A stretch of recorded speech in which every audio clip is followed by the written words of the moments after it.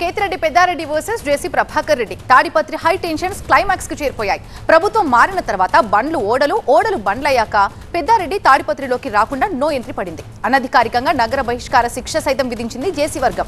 ఇక ఎన్నోసార్లు ఆయన తాడిపత్రికి రావాలని ప్రయత్నించినా పోలీసులే శాంతి భద్రతల సమస్యను కారణంగా చూపి అడ్డుగా నిలబడ్డారు. పూర్తి అప్డేట్స్ అందించడానికి మా సీనియర్ కరెస్పాండెంట్ నరేష్ లైవ్ లో సిద్ధంగా ఉన్నారు. నరేష్, కార్లో కూర్చొని కదలనంటున్నారు అటు మాజీ ఎమ్మెల్యే పెద్దారెడ్డి. నారాయణ రెడ్డిపల్లి హైడ్రామా ఎంతవరకు వచ్చింది, దాని అప్డేట్స్ ఏంటి, ప్రస్తుత పరిస్థితి ఏ విధంగా ఉంది, ఎవరు తగ్గినట్టు ఎవరు నెగ్గినట్టు?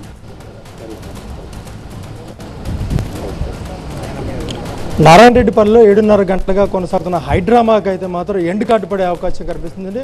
ఇప్పటికే పోలీసులు కూడా అనేక మార్లు కేతిరెడ్డి పెద్దారెడ్డిని ఇంటికి వెళ్ళిపోమని కూడా రిక్వెస్ట్ చేసిన పరిస్థితుల్లో ఆయన కారులోనే ఉండి తన నిరసన అయితే కొనసాగిస్తున్నారు. ఎందుకంటే హైకోర్టు ఆదేశాలతో తాడిపత్రికి వెళ్తున్నటువంటి కేతిరెడ్డి పెద్దారెడ్డిని నారాయణ రెడ్డిపల్లి వద్ద పోలీసులు అడ్డుకున్నట్టు జరిగింది. ఉదయం నుంచి కూడా కేతిరెడ్డి పెద్దారెడ్డి కారులోనే ఉన్నారు. అదేవిధంగా రోడ్డుపై బైఠాయించి తన నిరసన కూడా వ్యక్తం చేస్తున్నారు.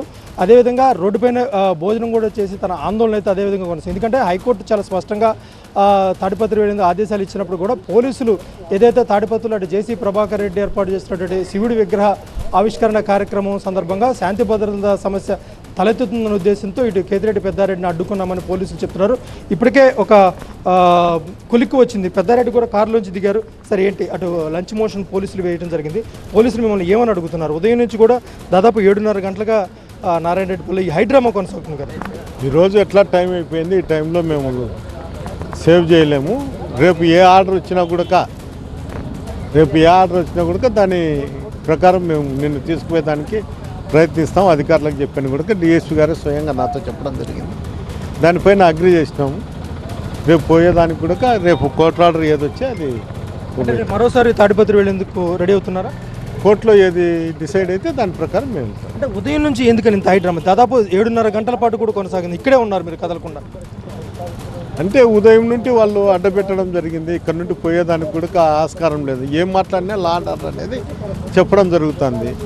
వీళ్ళ చేతిలో ఏం లేదు, కానీ పైనుండి ఎస్పీ గారికి ఏ ఆర్డర్స్ వచ్చినాయో నాకు తెలియదు. వీళ్ళకు ప్రభాకర్ రెడ్డికి ఉండే లావాదేవీలు ఏముంటో కూడా నాకు తెలియదు.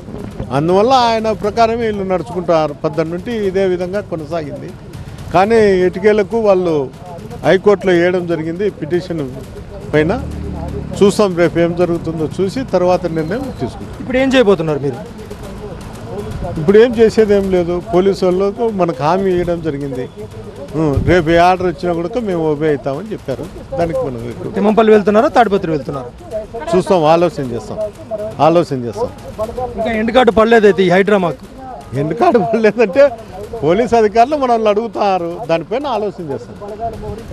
సరే కదా, 7:30 గంటలుగా కొనసాగుతున్న హైడ్రామాకి అయితే ఎండ్ కార్డు పడింది అనుకున్నప్పుడు కూడా కేతిరెడ్డి పెద్దారెడ్డి మాత్రం తాను ఇంకా ఏ నిర్ణయం తీసుకోలేదు. ఎందుకంటే ఇప్పటికే పోలీసులు కూడా తాను వేసినటువంటి కోర్టు ధిక్కరణ పిటిషన్పై మెమో దాఖలు చేసేందుకు హైకోర్టులో లంచ్ మోషన్ పిటిషన్ కూడా వేసిన నేపథ్యంలో ఇంకా అది పెండింగ్ ఉంది. రేపు ఉదయం అది బెంచ్ మీదకి వచ్చే అవకాశం ఉండటంతో పోలీసులు రిక్వెస్ట్ చేసి తిమ్మంపల్లికి వెళ్ళిపోమని చెప్తున్నప్పుడు కూడా తాను ఇంకా ఏ నిర్ణయం తీసుకోలేదు.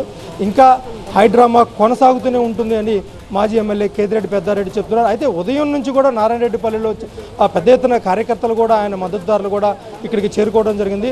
ఆయన నిరసన కూడా అలాగే కంటిన్యూ చేయడం కూడా జరిగింది. ఎందుకంటే హైకోర్టు ఆదేశాలు చాలా స్పష్టంగా 5 వాహనాలలో వెళ్ళమని చెప్పి ఉన్నప్పటికీ కూడా తనను నారాయణ రెడ్డిపల్లి వద్ద పోలీసులు అడ్డుకోవడంతో ఆయన రోడ్డుపైన కుర్చీ వేసుకొని బైఠాయించారు. రోడ్డు మీద భోజనం చేసి కూడా ఇక్కడే ఉన్నారు. ఇంకా హైడ్రామా అయితే కొనసాగుతుంది. ఖచ్చితంగా రేపు లంచ్ మోషన్ పిటిషన్లో ఏం వస్తే నిర్ణయం దానికి కట్టుబడి ఉంటానని అటు పోలీసులు కూడా హామీ ఇచ్చిన నేపథ్యంలో ప్రస్తుతానికైతే మాత్రం ఆయన వాహనం నుంచి బయటికి దిగి మీడియాతో పోలీసులతో కూడా మాట్లాడుతున్నారు. Right, thank you Naresh.